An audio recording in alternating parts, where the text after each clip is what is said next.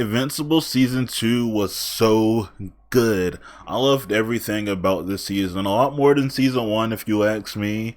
But the one thing that was very about this season was that there was a big mid-season break that nobody liked, and it was for no particular reason, but the show was good, and I want to relive it with you guys, so here's my review of every episode of Invincible Season 2. So I finally seen the Adam Eve special of Invincible, and for a character that I honestly didn't care much about, it did give me some well-earned development and more understanding towards the character, and now after the special, I feel like she's one of the most powerful beings outside of Mark that is a superhero, right? Because basically speaking, this whole special was to tell you why her and her parents don't get along. That was the main idea for this special. She was created in a lab to be a weapon, but the scientists ended up developing a heart. He didn't want her to be a weapon, so he gave her to a family whose child died. They didn't know the child didn't come back to life because the doctors told them it's a miracle.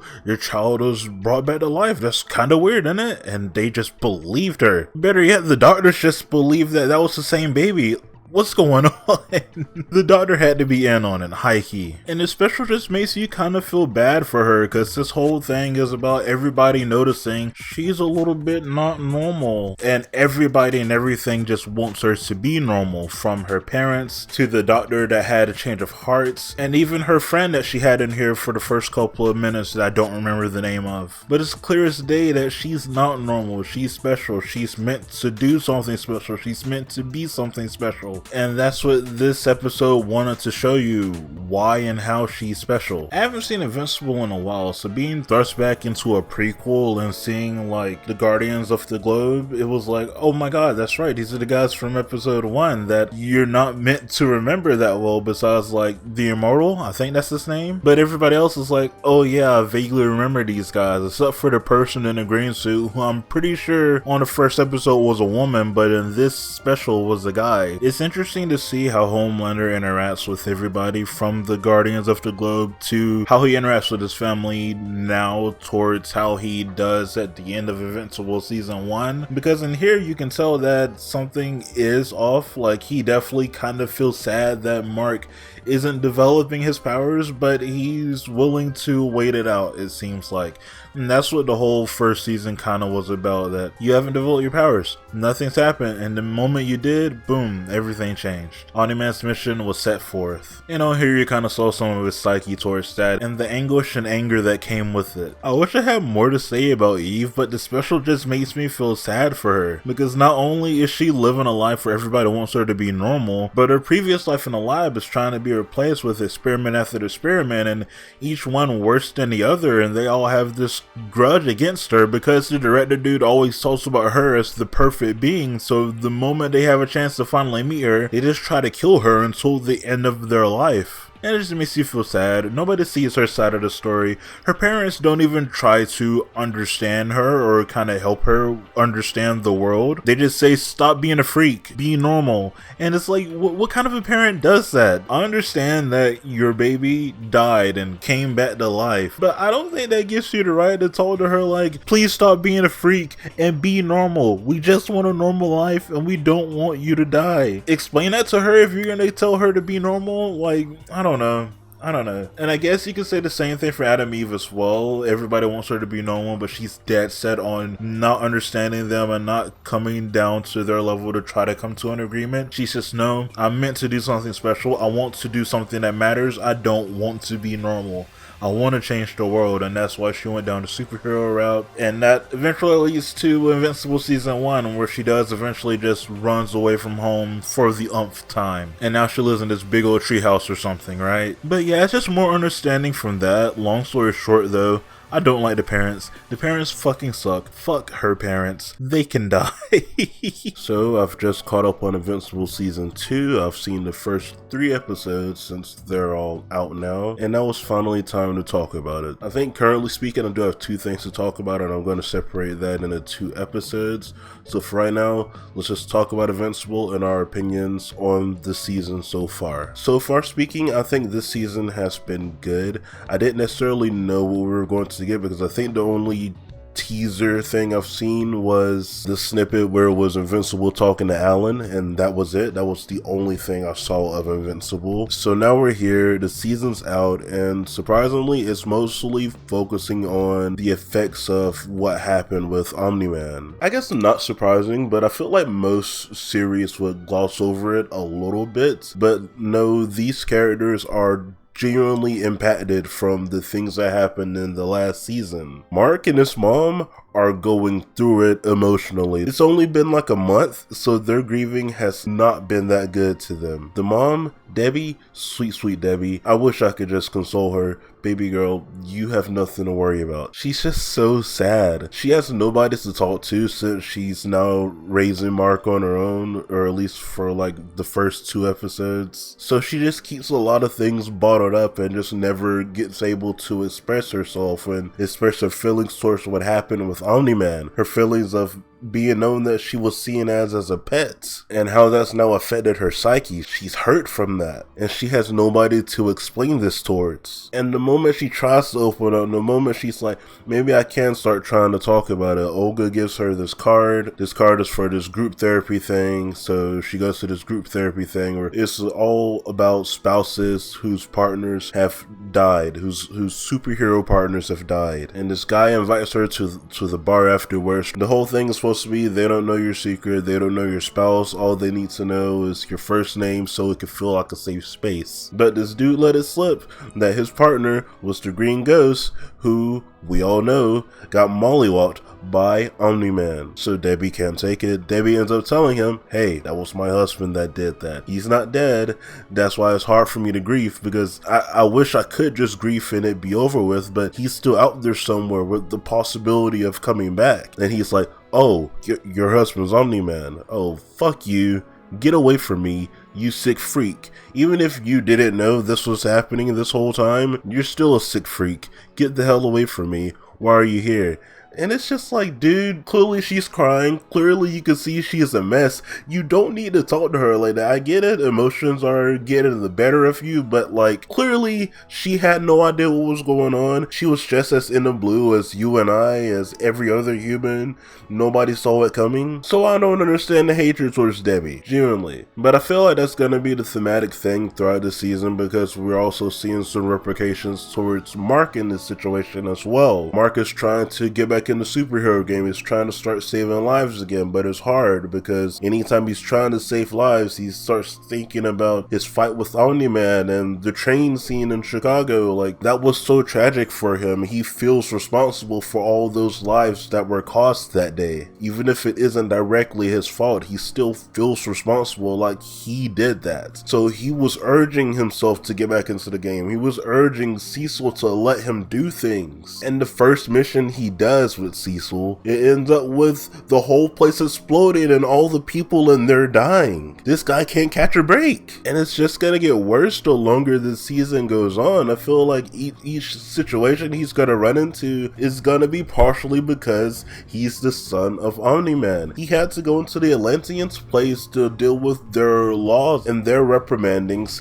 because he's the son of Omni-Man. He had to make right for what his father did. But at the same time, the season has gotten so much more complicated because the first episode has introduced us to a multiverse. I know people have their problems with different multiverses from like, they just think it feels a little bit oversaturated since Marvel's doing it, and then, you know, DC does it a lot, and then the last Superman cartoon also did it with all the different variations of Clark, Lois, and Jimmy. And now we have it here in Invincible, where the first episode introduces us to a multitude of universes where in most universes Mark didn't go against his father, he actually joined him. So not only are we getting a multiple universes trope, we're getting a evil Superman trope as well, just with Invincible now instead of Superman. And we were also, I guess, introduced to this season's enemy potentially, who was this guy who could look into dimensions. His whole thing was He wanted to get every dimension of himself and get the knowledge of them, and he got the Mauler bros to help him out with that, and they ended up calling this big brouhaha. They tried to kill Invincible. The explosion happened,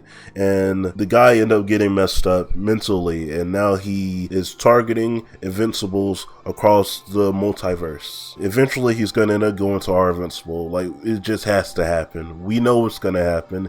He's gonna eventually go to our Invincible because he's gonna assume that Invincible will join Omni-Man eventually. He just hasn't yet. That's gonna be his thought process probably. And you just gotta sit here and think to yourself, man, can this guy Mark catch a break? Can he get a little bit of a break? Let the guy start college in peace for like 5 seconds. Give him a little bit of peace, a little bit of solitude, mind you. But no, the first bit of peace he has ends up being cut short because an alien comes and is begging him for his help.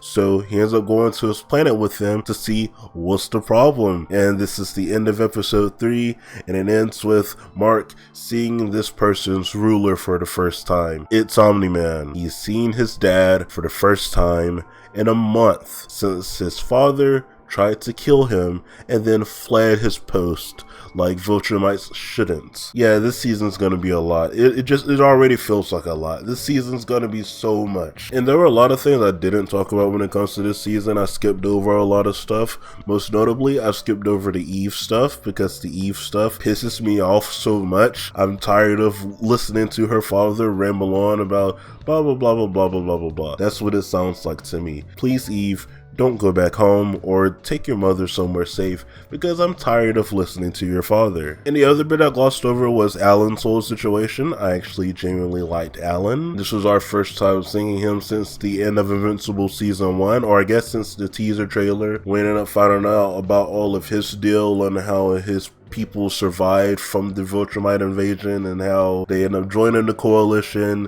There's a mole in the coalition. The Viltrumites attacked Alan and damn near killed him, but he ended up surviving. But the whole head of the leader is seeming like the mole because he's stopping his vitals from coming in. He's gonna have it rough as well, I guess. I'm sure you all are dying to know what the second Invincible video will be about. The last one I talked about all of the episodes currently out as of recording. So what will this one be about? Well, Twitter's being Twitter again, and they're after Amber again. So even though I've already did one earlier called the Lois Lane situation or the Lois Lane problem, I feel like I'm gonna have to do this one to go ahead and cut it out, and we're gonna talk about the Amber problem or the Amber situation and why people dislike her and why I feel like it makes no sense to me. So in season 1, this was like the unattainable girl from Mark, the girl he thought had no interest in him. She ended up saving him from the bully, yada yada yada. They ended up getting together, and you could say their relationship after that was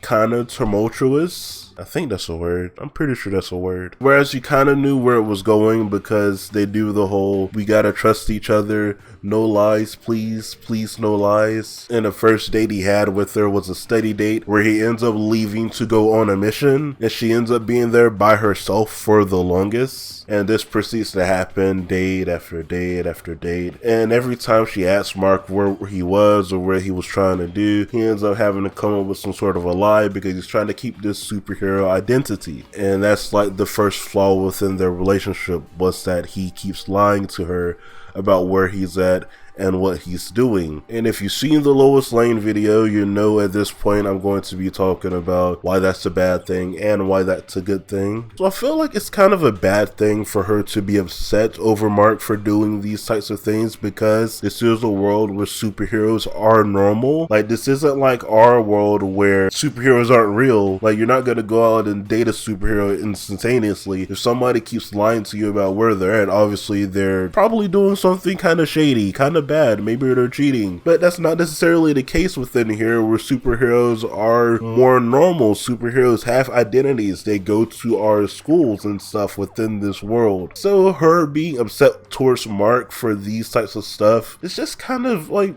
not cool, especially when the whole point of having a secret identity is so that you keep your loved ones safe and you keep yourself separated from like your person. Like, the superhero and social life are two different things, and most times a superhero has a hard time balancing the two. That's what the whole Spider-Man game is about. Peter's trying to balance his social life and his superhero life, and he's failing at it. And Amber allows it to fail by continuously getting upset with Mark and having to force him to lie again and again, to the point where he feels like, well, okay, I don't want this relationship to be over, so I guess I'm gonna have to outright just say something about this. So he ends up trying to come clean and ends up trying to tell her, hey, I'm invincible. Please, like, you know, I do this stuff. Things are just gonna be like this. And she's like, I know you're invincible. That wasn't a problem. You being there wasn't a problem. And I feel like this is where a lot of Twitter people don't understand the situation, because the problem was never, quote unquote, her having a problem with him saving lives or him risking his life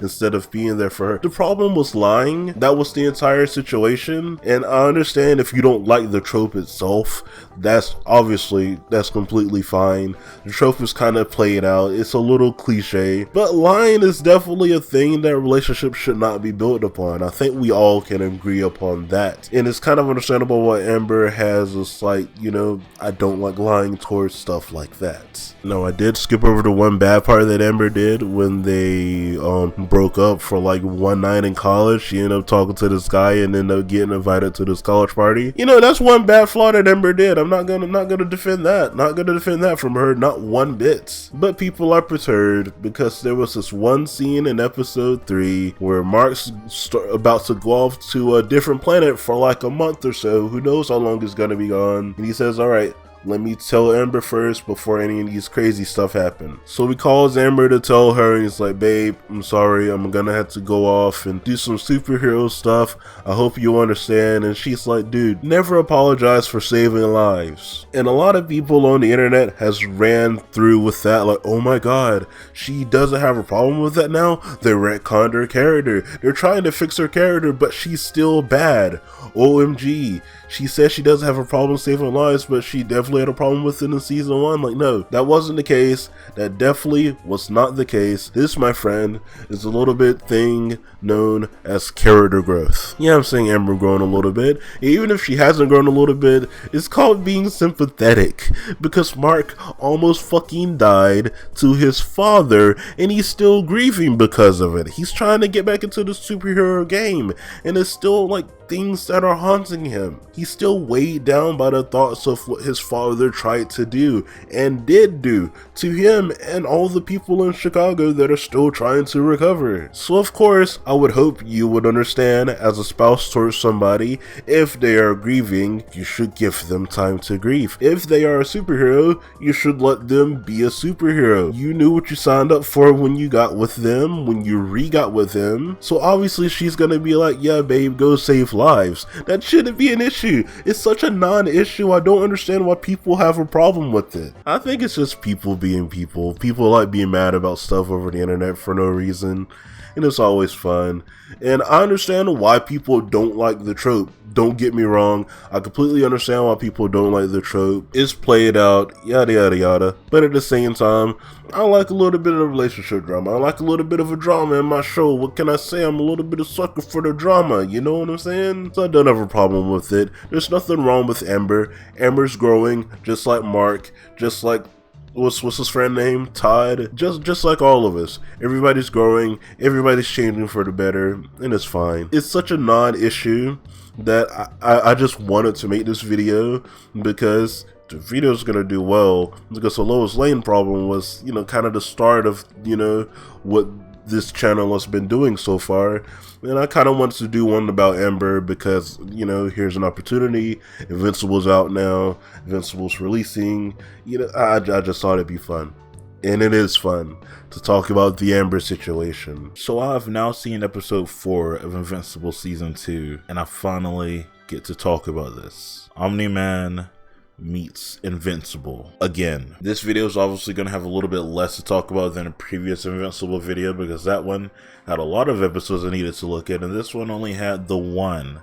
but it's a very, very important one, so I'm going to start off with this topic. Invincible and Omni-Man's relationship. I actually talked about this a lot within the first video, but this whole season has been built around like the consequences of what happened when Omni-Man revealed the truth. When Mark said no, all the death that happened because of that situation, all the catastrophes, buildings collapsing, Debbie's downward spiral, her mental state depleting, just all of this has happened because Omni-Man was like, yeah, okay, it's time to initiate the plan. But in that moment, in that very moment where he was about to finish off Mark, he stopped. He couldn't do it. He started getting these visions back of when he was a kid playing baseball and couldn't even do anything. And you kind of saw that glimmer in his eye back in the day during those flashbacks. You know, he started to see like the goodness in people, not all people, but mostly just Mark. You could tell he really cares for Mark, and I would personally say he probably cares for Debbie too, and that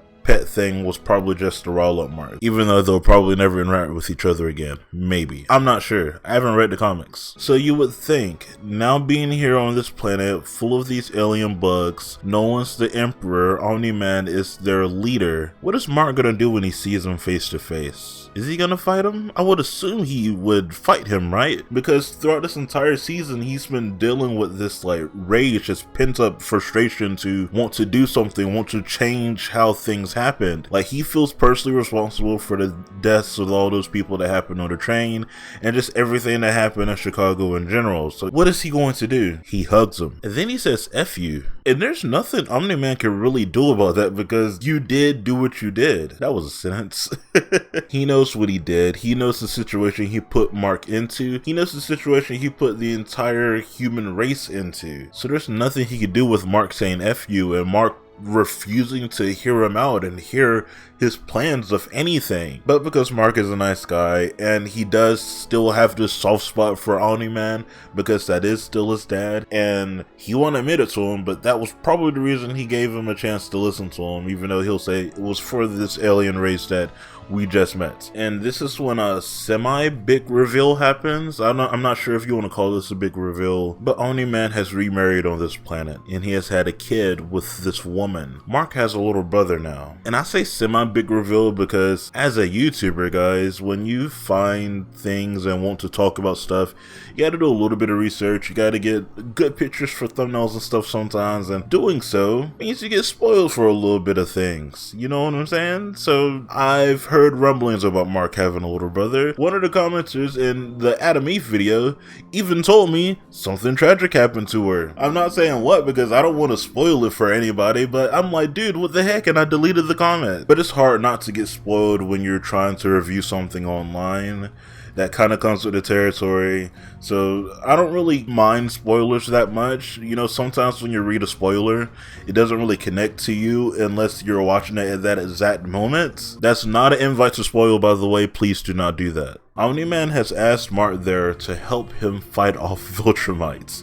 Viltrumites are on their way because Omni-Man has fled his post, and when they find out he has had intercourse and a child with a species that isn't similar to Viltrumites in the slightest, they'll find it inferior. They'll kill it off along with the rest of the race. So he wanted to call Mark up, train him up a bit, and then they could take him on together, but they're already here. The Viltrumites are already here. I think we all know it was Thaddeus's fault. I think that was his name. Alan tried to stop him and everything, but I think that was Thaddeus's fault because the woman anyways is the same person that was there. And they fought and fought and fought and fought and fought and fought, and they lost. Actually, they won. Actually, they lost. Actually, they all died except for Mark and Omni-Man. The other ones could still be alive too. I have no idea. We'll talk about the fight momentarily, but for right now, I want to get to General Craig. I think that was his name. At the end of the episode, he gave Mark an ultimatum. You now have Nolan's mission.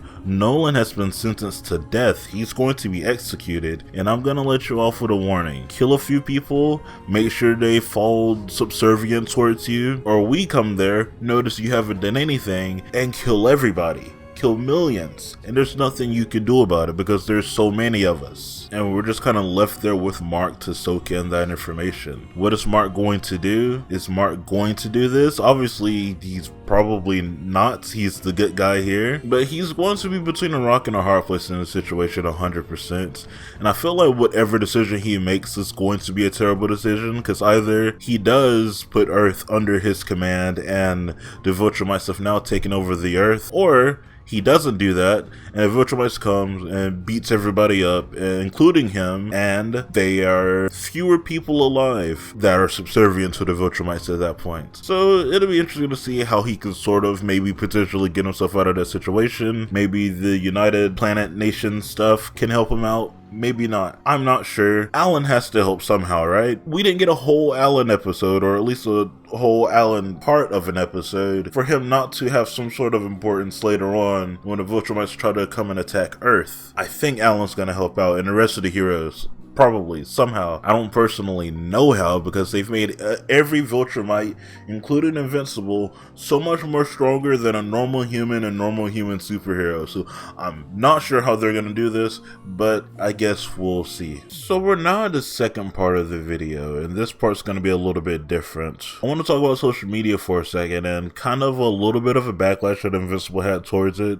during the time where episode 4 released. So for those of you who do not know, Invincible is a comic series created by Robert Kirkman, the guy who created The Walking Dead. And for those of you who've seen The Walking Dead or read The Walking Dead, you know The Walking Dead can be graphic. It can be very gory. And the same thing can be said for Invincible, especially the comics. So would you like to know that there was this one scene, this one screen grab that somebody took, because it was a perfect replicated drawing of a scene that happened in the comics when the Viltrumites were fighting Omni-Man and Invincible. And in this one comic panel, there's so much blood, so much gore around, it's almost hard to tell what's going on. And then you got the animated show's screen grab, where it's not as gory, it's more easier to tell what's going on, what's all about. And there was starting to be a lot of concern and backlash towards, oh no, this is so shit, they're censoring Invincible now? Why the hell are they censoring Invincible? Like, did we not watch Omni-Man slice this guy's stomach open earlier and did his guts spill out? Are we watching the same show right now, guys? But this is a conversation that happens a lot with comic adaptations, manga adaptations even, where there's always a lot of backlash for censoring things, whether it's the gore, whether it's, oh no, the sky's different. And I don't know, I just wanted to bring it up because it really feels like a tireless,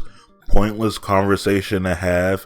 Invincible from the first episode has shown that it doesn't pull back from being gory, with the Omni-Man reveal and all the stuff. They even replayed some of that within this one, where Donald was looking at some of like the things that happened, and even at like the very beginning where the replay of the Omni-Man twist before we just see him here now. They don't hold back when necessary. I don't want it to be like The Boys. I love The Boys. It's such a good TV show, but The Boys can be very, you know, sometimes a little bit nonsensical goriness. You know, sometimes it can be a little bit too much gore. Sometimes, you know, people die that don't have to die. There's a lot of weird things that happen in The Boys, but it's a good show.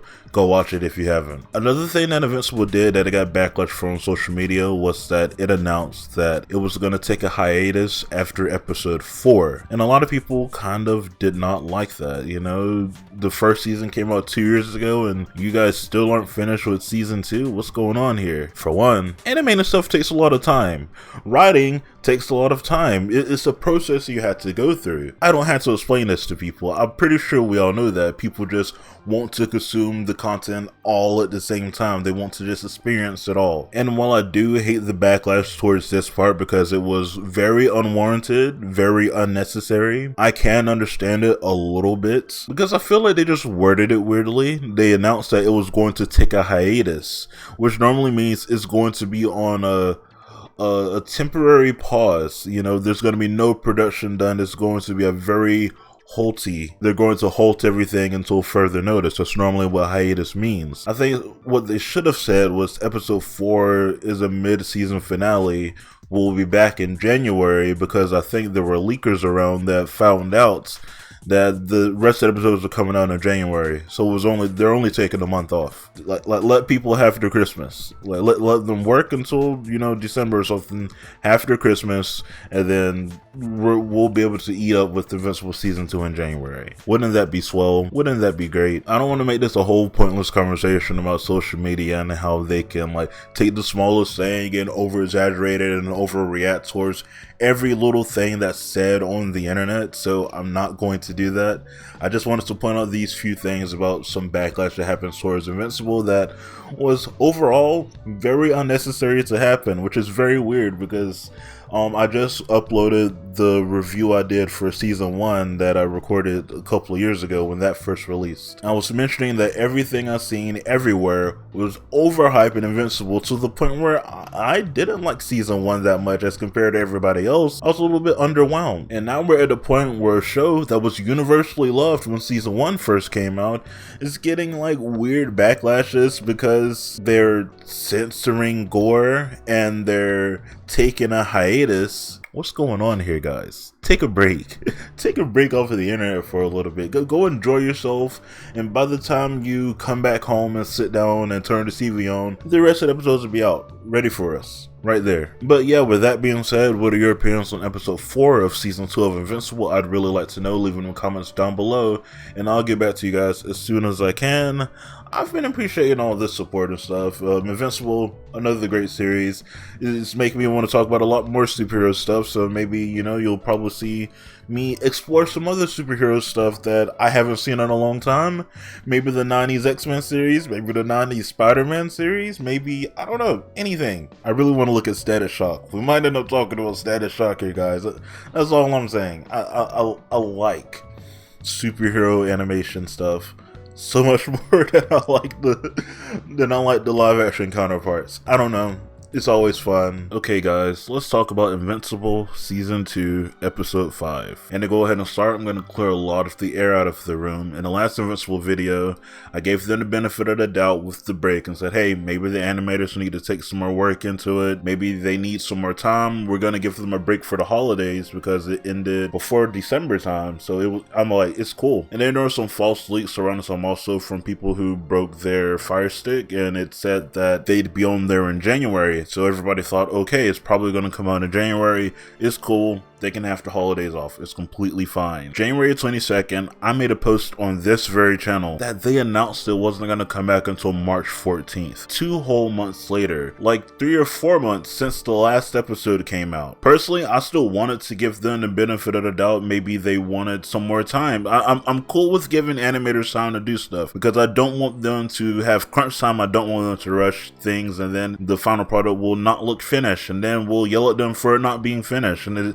it's just a weird cycle that continued to happen. But that's not the reason why Invincible took so long to come out. I think a lot of people speculated at this point, and honestly it might possibly be true that they waited on the second half of Invincible to come out because they wanted to implement the Prime ads on the system and everything first before finishing up Invincible, so they can have everybody who watches Invincible get hit with a shit ton of ads, because that's what we want to see in the middle of our fantastical melodramatic superhero show. And then after that episode finally came out and went, it started another conversation that is slightly interesting to me, but there's not enough nuance to necessarily talk about it. A lot of people have been complaining about breaks in shows in general and the fact that it kills hypes for a lot of shows entirely. And one of the big examples that came with that was when JoJo's Part 6 came out, and it took a long break, like a whole year, and then it batch released the second half. I still haven't watched that second half, so I do kind of agree on that point. But at the same time, I do think other shows do it kind of well. I didn't mind when Rick and Morty did it for seasons 4 and 5. I didn't mind it when Attack on Titan does it because they gave us enough content within the said 12 episode season parts that I felt like it was perfectly fine, and it gave us enough information and enough to consume that the breaks were fine. And it's not like it wouldn't come out like 6 months later. And when it came to the stuff like those middle Rick and Morty parts or all the later half of Attack on Titan parts, they did those so the animators would have enough time trying to work on said shows. Hell, the last 2 episodes of Attack on Titan are effing movies. But that leads to the question, has Invincible's hype died down? Honestly, I don't know. And I'm not trying to say that to be a contrarian or anything. I don't normally like to go look at social media for stuff when I'm going to make content about something. But I know a lot of people are talking about the said hype being died down. But if you're talking about the hype being died down,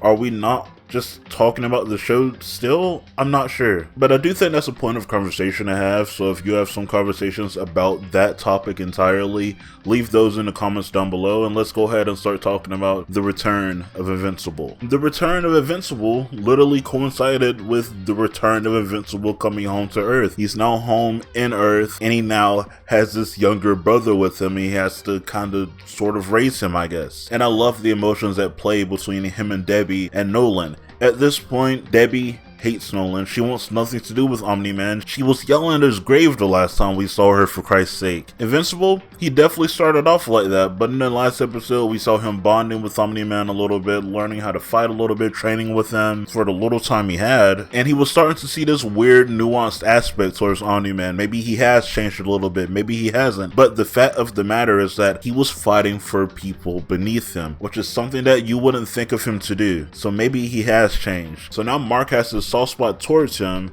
and in return, since this is his younger brother, has a soft spot towards him as well. And Debbie, with her conflicted emotions, can see that Mark cares about this kid, so she takes him in and she's trying to help Mark raise the kid as well, while Mark goes to college and tries to get acclimated back into that, but he can't, because he has to go back to space for another mission. Do you guys remember the Mars episode? Did you think that was ever gonna come back? Because I sure didn't. But it did in a big way, because during that time period is where Shapesmith snuck his way onto the ship to go to Earth, and by doing that he knocked out one of the actual astronauts so he could change into him and take his place on the expedition back to Earth. But by doing that, those parasites that were there were able to take control of him and take control of the whole planet basically at that point. And now there is a Martian warship headed towards Earth. So they had to assemble a select team of Guardians and Invincible and Adam Eve to go try to stop it, and try to stop it they do. But at the same time, the fucking lizard people show back up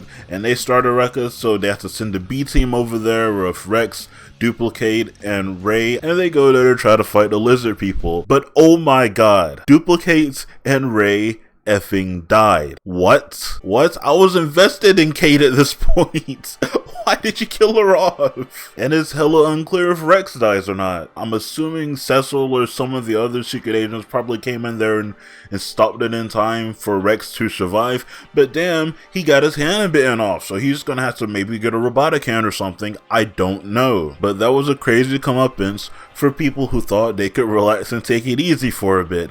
I did not expect these people to die. But going back to the Martian warship, they're trying to fight off these parasites almost to no avail. But then Robot has a smart idea to kind of knock them out temporarily, doing some sort of weird EDM wave to stop their nervous systems temporarily. And now he wants to work on a bigger version of that, but to do that he's going to have to leave his suit to do so. And they stop the episode before we see if it's successful or not. Can they buy enough time in order for Rudy to do this? Assumingly so, because this show's called Invincible, so Invincible's at least going to have to survive. I almost want to think Eve's going to survive as well, because she's a main character, but damn it, Kate didn't survive. Ray didn't survive, but she wasn't that important of a character, but I feel like Kate was a little bit at least. But yeah, that was really all of the episode. Most of it was just about Mark going around to everybody and being like, hey, I'm back, this crazy thing happened and now I had to raise my dad's kid. And everybody's like, damn man, that's a lot. I'm glad you're back though. And he's like, oh wait, never mind, I have to go back to space now. I don't think him and Ember are gonna stay together for that much longer. And afterwards, we get an after credit scene. Somebody's waking up, assumingly they've been passed out for so long. Maybe it's Rex,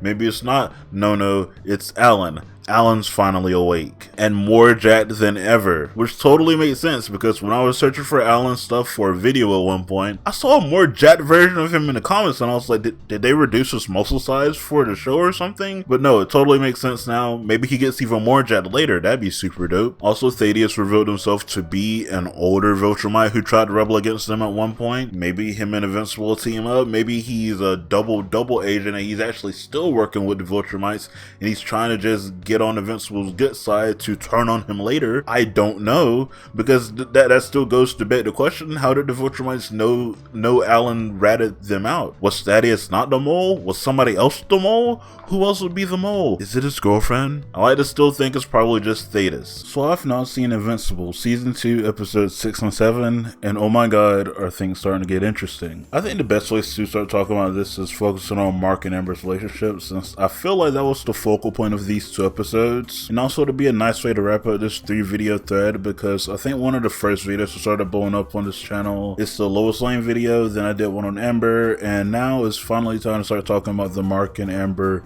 breakup story. It's not like nobody knew this was coming. We've all seen superhero stories before, we've all read comics before, we know the tropes that go on within stuff like this, and they really showed their tropiness within episode 6, because Mark went to talk to Art and Amber went to talk to Eve, and they both have these complications with their relationship that they refuse to communicate with each other about, but they're totally fine with talking to other people about it. That's definitely healthy. And the whole thing is they both want to seem like a really good and understanding partner within this relationship. They don't want to seem like they're being a bit jerk for bringing up something like, why do you keep going to save lives and leaving me alone, or I'm sorry that I leave you alone, but I had to go save these people's lives, I'm so sorry, you know, I want to hang out with you, but these strangers need me more. And we see this kind of stuff throughout a lot of superhero stuff. I guess the most prevalent one to talk about would be Spider-Man, because that's the big one. Him and Mary Jane, they get together for a little bit, then they break up, he gets with Gwen for a little bit, something terrible happens to Gwen, and it's just this very, very bad struggle of wanting to be a superhero, but also wanting to continue to be a human and live out your human fantasies, live out the life that you were growing up to live already. But it's hard to live a double life. It's hard to be in 2 places at once. You can only be in one place.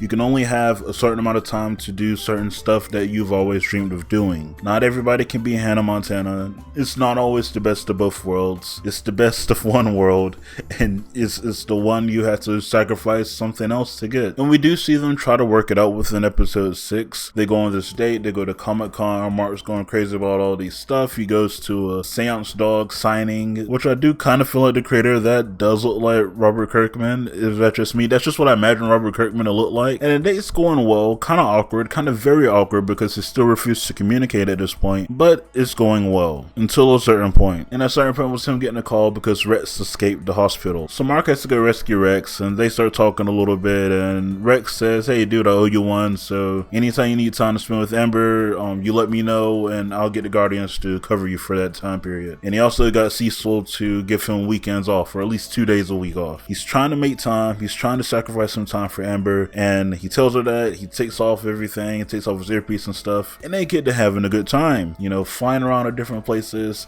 talking about the future, talking about a trip to Hawaii they want to take. Then Anissa shows up. And I don't know if you guys know Anissa. I shouldn't, because I don't read the comics, but I do get a lot of clips and stuff for this video, and that does pivot me to a lot of stuff that happened in the comics. And you know, I know she's bad for Mark, but she threatens to take Amber's life immediately if Mark doesn't come with her and go have a talk. So Mark does that, he obliges. Amber's left there aghast. You know, she's shocked, she's astonished that her life could be threatened and felt so puny so quickly. So Mark's gone talking to Anissa, she's left pondering over that thought. Mark does talk to Anissa, but most of that is just him getting his ass kicked, because of course that happens, and Anissa shows him up and also kicks his ass. Of course that happens. And she ends up leaving because she couldn't convince him to join the Viltrumite Empire. He goes back to Amber and they break up.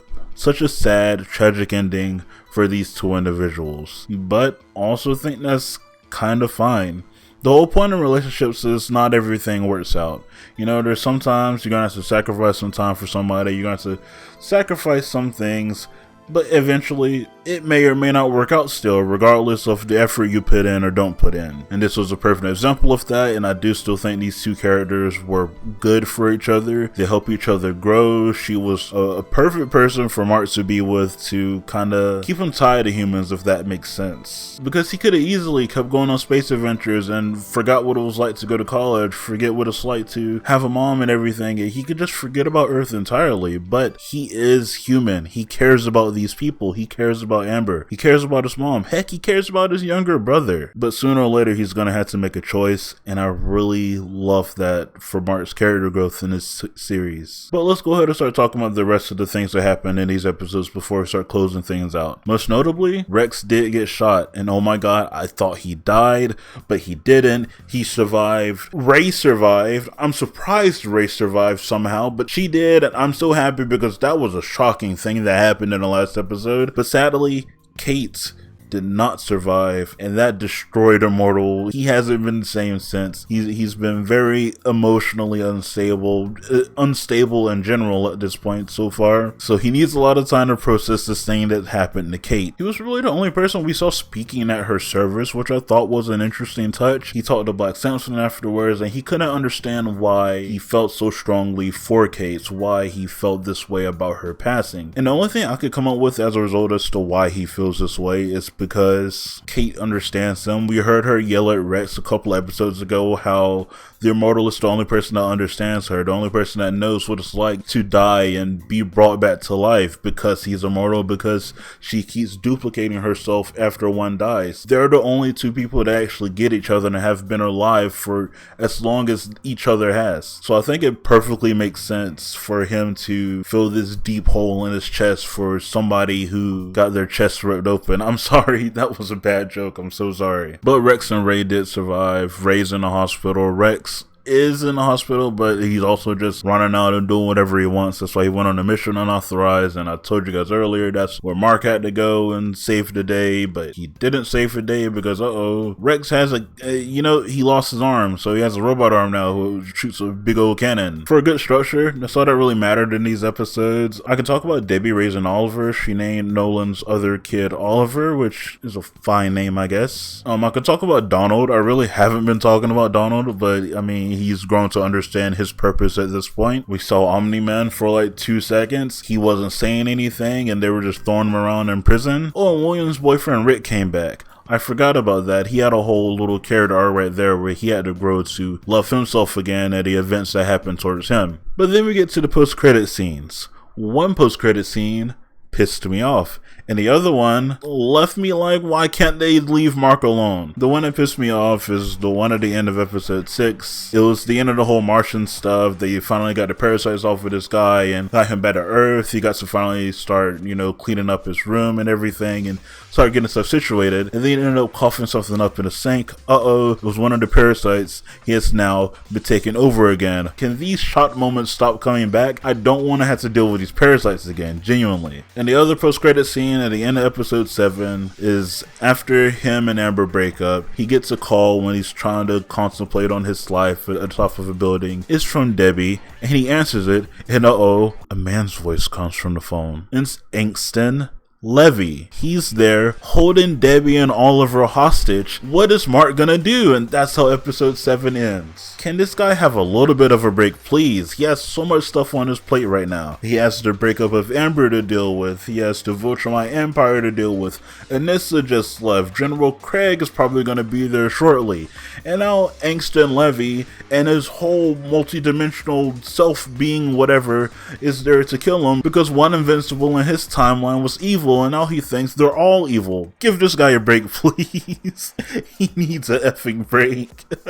Can we, as a collective, as a unit, as a family, in story, give Mark a break? This man has been through a lot. He now has his first body under his belt. Can this guy have a little moment of peace? Please.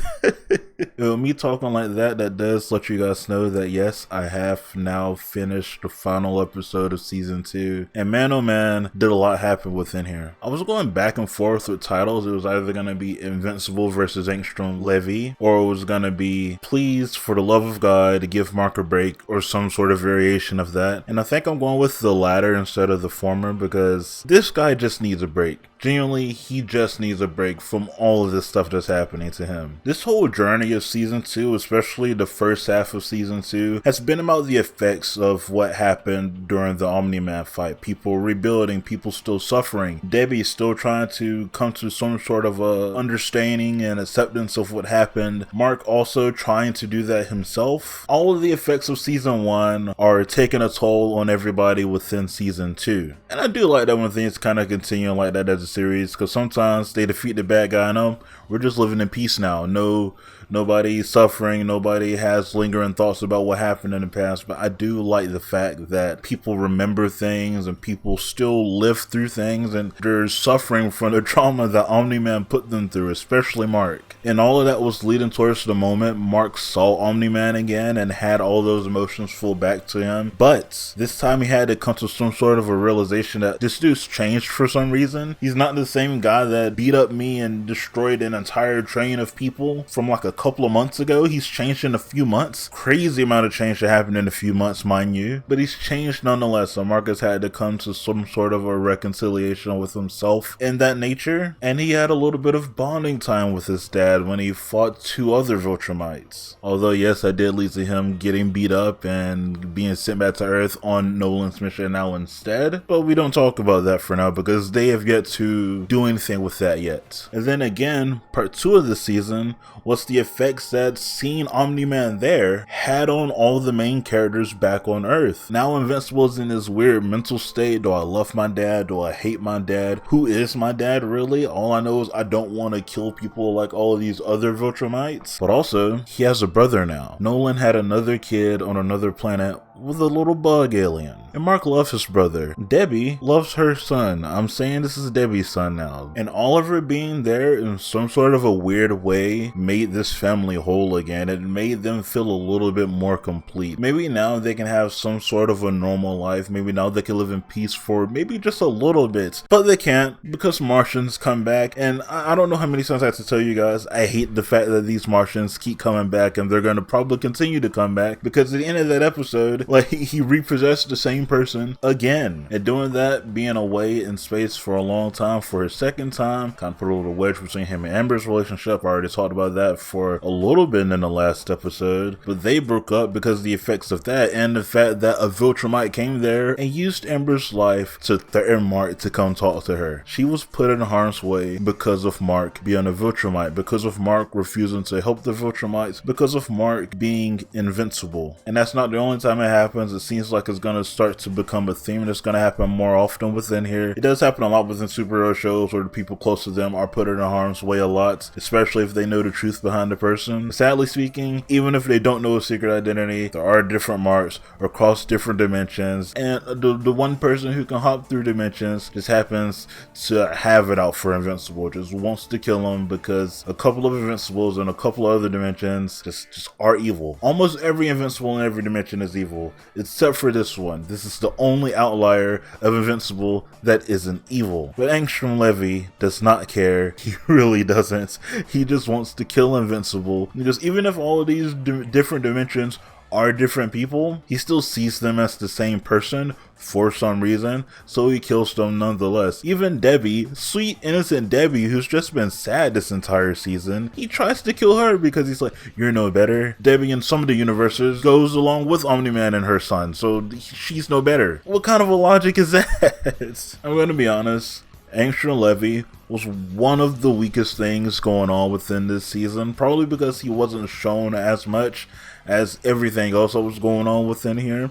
He was shown in the first episode and in the last episode and maybe in a couple of post-credit scenes, but that's about it. He was really in the background this entire time, killing different Invincibles in different dimensions, yada yada yada. In a moment, he finally has a chance to fight Invincible. He does it. He breaks Debbie's arm. You know, he tries to throw Oliver around. He's toying with Mark, throwing him in different dimensions, softening him up, and he's like, yep, the scientists have improved my body. I'm now as strong as you. And Invincible's like, oh, okay, cool. That means I can stop holding back. And Mark kills him. his first body. And now he has to struggle with the fact that he's killed somebody. Is he no better than the other Viltrumites? Is he no better than his father? Maybe he's a bad guy after all. Who knows? Bad guys kill, right? Good guys don't kill. Good guys should be more apt to lock people up rather than kill them, right? Oh, and by the way, I did skip over the dimensional hopping a little bit. I did want to say I did like some of the dimensions he went to. He went to Batman's universe in one of them. He went to the Walking Dead universe in one, and he spoke with legally distinct Spider-Man and Professor Ock in the other. Those were at least the ones I could recognize. There were probably a little bit more, but those were the ones I recognized, and I thought that was fun and funny. Mark can never have it easy. I'm starting to think they kind of took a lot of aspects from a lot of different superheroes, because the Viltrumites obviously are very similar to the Kryptonians and like the Superman and stuff, but I also think there was a lot of inspiration from like the Spider-Man comics, because like sometimes the Spider-Man comics can feel like a lot of like torture stuff for Peter, you know? Peter can't have a happy life. He can only suffer. He